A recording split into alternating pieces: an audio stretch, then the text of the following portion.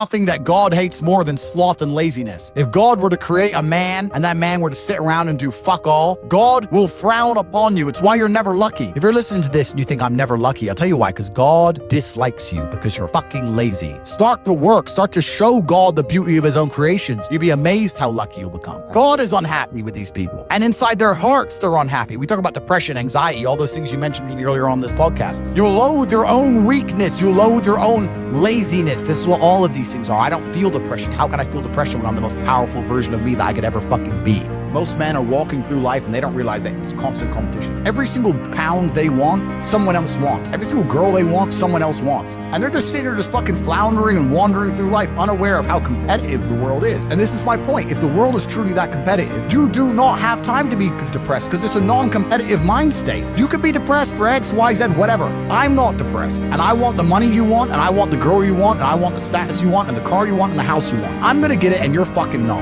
I don't give a shit what happens to me in my life. I don't care how bad it is. I don't care if the worst, most heinous things I could possibly imagine happen to me. I know that my sadness, my depression will be temporary because I will never stay a loser. It is against my creed. It's not an idea. All of your minds are broken. You can't even focus on anything anymore. You're right. You are constantly distracted to the point where you can't even appreciate the good things in your life. You're distracted. Your minds are broken. You need to rewire your mind and resist the slave programming. If you cannot control your own mind, then you are just a feather in the wind of life, because your own mind is the only thing you can control. You can't control the weather. You can't control people. You can't even control whether your heart stops beating. You might have a heart attack tomorrow. You can't control anything besides what you think. If you cannot control your own mind, then you go through life with zero control, zero influence. You can't control anything. You're just a feather in the wind, waiting for life to blow you from happy place to sad place to happy place to sad place, completely hoping on the gods to be fortunate to you, because if any genuine discomfort comes your way, you're fucked. It's so easy to win if you can control your own mind. It seems that nobody fucking can. Your own father's ashamed of you, and you don't even feel fucking motivated to do shit. It's a fucking shame. You're to go and look your father in the eye and say, you know what, I could have been a UFC champion. I could have been a multi-millionaire. I could have been a race car driver. I could have been a fucking nuclear physicist. Could have done all these things, but I was busy on Pornhub. You think he's gonna be proud of you? Fuck no. People who go, yes, I'm wasting my potential. Those are the ones who have potential. The ones who stand up and go, I am wasting my potential. I could be anything and I am not that yet. They have a chance. This is your prerogative as a man. Well, you need to be instilled with a sense of duty to your bloodline. You must want it. You need to want it deep inside your soul. I can't die as anything less than emperor. As a man, if you don't make yourself valuable, you have no value. You have to get up and do it. Just like a video game, you start with fucking zero. You have to decide if you want to complete it. You have to upgrade your character. So I find it amazing that men are going to play video games and fuck about and waste their time instead of upgrading their character. Everyone knows what to do. You know what you have to do. Right. If you had to become the most dangerous, intelligent, respectable man on the planet, you know you're supposed to go to the gym. You know you're supposed to train, learn how to fight. You know all these things. You don't do them. That's your decision. It's your prerogative. I didn't make that choice. I made the choice to do it all. I decided all. And every single man watching this can do the exact same thing, which is why I have very little pity when I do these streams and people think I'm arrogant or I'm rude to people. But if you've made a fucking decision to be less than you should be, then I believe you should be mocked for that. And me as a man, when I put myself through hell, when I have had such exacting, such stringent standards for myself, why would I then have less exacting, stringent standards on the people I meet? Why would I put myself through hell to be me and then meet someone who didn't put themselves through hell and then treat them like my equal? No, fuck you. I suffered when you didn't. So you're not my equal because you decided not to suffer. You have enjoyed comfort when I haven't, and that's fine, but don't expect me to look at you as my equal because you're not, because I put myself through hell. I put myself through hell because I decided to throw comfort away. For 10 years of my life, I was never comfortable. My basic premise is that I refuse to believe in things that take power away from me. The idea, I believe, that if you feel depressed, something is depressing you, and you should try your best to fix it. You should take control of your life and do your best to fix it. Let's say your girl leaves you and you start to feel depressed, but you believe in the idea of depression. You're now going to start diagnosing yourself as clinically depressed, self-hypnosing yourself into hypnotizing yourself into being clinically depressed. And it's amazing how you can speak things into existence. I cannot become depressed because I don't believe in it. Let's pretend I'm completely wrong, right? The best option, the best thing to do is still to get up, be an adult, control your emotions, be stoic, and do the things you're supposed to do day after day. Laying in bed and doing nothing is never going to be the best option. The best option is still to go to the gym, to work hard, to run your business, and be successful. So it doesn't matter. We're talking about the different positions on the chessboard. But if the rules of the game remain the same, regardless of the position you're still trying to win, you still have to do the same same things. So does it even matter at this point? If you come along and say he's depressed because of X, and he's depressed because of Y, and he's depressed because of Z, and the answer to all of them is still the same thing, then I don't give a fuck why you're depressed. Yeah, well, what I'm saying is you're playing a game, and it's a competitive game. And you need to build a mindset that allows you to be ultra competitive. And if you want to sit there and say, no,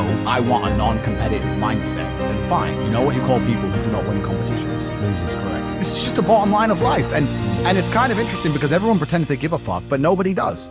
Especially women. Women truly don't give a fuck. If you ask a woman the kind of man she wants, she will never say depressed or sad. Ever. She wants a man who is ultra capable, ultra competent. They want someone who is fun and spontaneous and charismatic and successful. They don't have time for sad dudes. They don't care. So the world doesn't care. The world has never given a shit about sad men. So if you're going to sit there and self-diagnose yourself as a sad man, you're going to have a shit life and nobody's ever going to give a fuck and you're going to perpetually lose forever. And that is your decision. I am so scared of being that person. The idea of that terrifies me to the point where I don't even want to accept that as a reality that can possibly exist. I don't give a shit what happens to me in my life. I don't care how bad it is. I don't care if the worst, most heinous things I could possibly imagine happen to me. I know that my sadness, my depression will be temporary because I will never stay a loser. It is against my creed. It's not in my DNA. They try and convince you, don't worry if you're being a loser because people feel sorry for you and you'll get attention for it and you'll be okay in the end. And it's all this temporary fixes of dopamine by saying, I'm sad. Don't worry, bro. You'll be okay. But it's bullshit. They don't care long term. The world doesn't care. Nobody really cares. Chicks don't care. Business doesn't care. You are going to fail. You can have anything you want on the planet. There's not a girl I look at that I want that I can't have. Not one. That's my reality. There's not a car I can't have. There's not a house I can't buy. I want to go to a yacht. I want to go to Antarctica.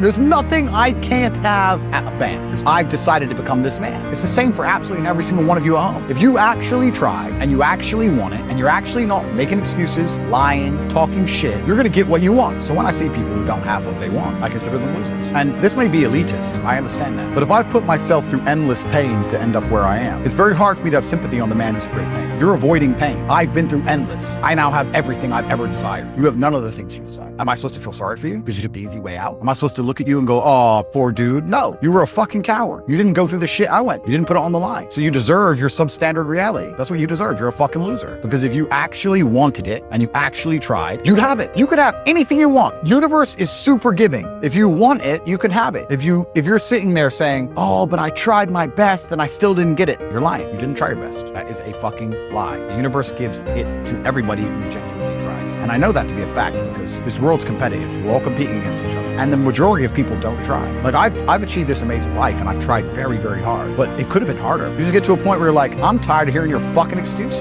That's bullshit. And you become to a degree, yeah, cold and psychopathic. It's true. That's what happens. And I get it all the time. I get thousands of emails a day. Everyone I grew up with, people I know, I get it all the time. They'll message me, hey man, just unlucky. You are not unlucky. You are a lazy fucking loser.